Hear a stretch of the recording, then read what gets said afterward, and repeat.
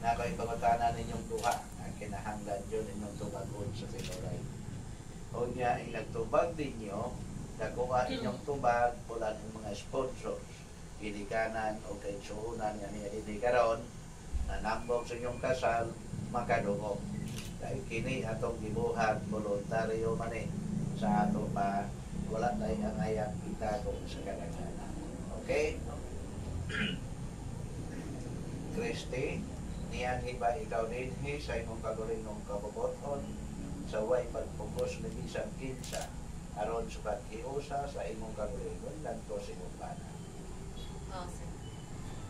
Ron, niyan iba sa ikaw din sa imong kagalinong kabuboton sa way pagpugos na bisang kinsa aron sa pagpugos sa imong kagalingon ngadto sa imong asawa.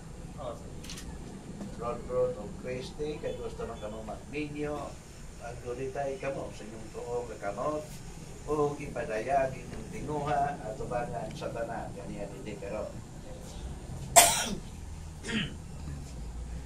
Christy, dawaton mo ba si Ron, kinsa ni Adinhi na imong bana? Imo bang ihatag ang imong kagalingon nga ito kaniya isip yung asawa? Ron, dawaton mo ba si Christy, kinsa ni Adinhi na imong asawa? Imo bang ihatag ang imong kagalingon nga ito kaniya isip yung bana? Sabat mong duha, no? Itogot Ginoo. Nga kami, mahimong usa sa kasing-kasing bukulan. Sa kasakit o sa kalibay. Sa kalisod o sa kahamong gaway. Sa maayong panglawas o sarili. Hangtod na ang kamatayon magbulag ka na. Bidisyon o Ginoo.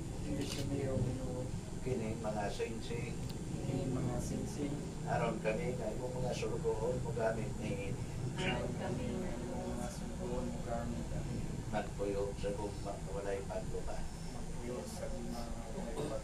Panalangin ni usab kini mga aras. Aron kami makaangkon og ilong kamtanan. Na among magamit angkon sa tibuok among kinabuhi.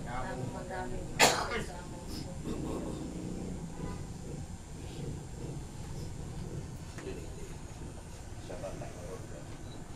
Christy, isulog kinisingsing, timaan sa kugma pag-alagat kanimo. Hangtod sa kahangtod. Sa ngalan samahan, sa anak, o sa Diyos, Espiritu Santo. Amen.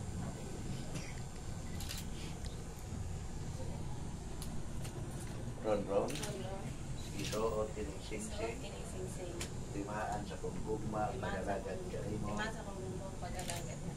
Hangtod sa hangtod. Sa ngalan samahan, sa anak, Diyos, Espiritu Santo. Amen.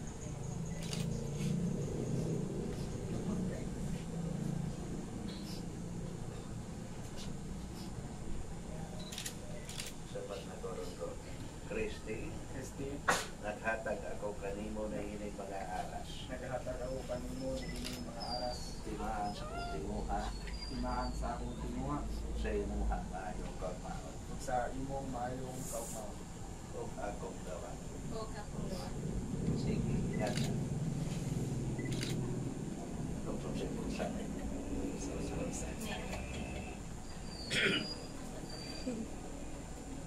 O ako pinasikat sa balao ng tubangan sa tanan nga niya din ay karon. Magproklamar kaninyong duha nga bana o asawa. Congratulations.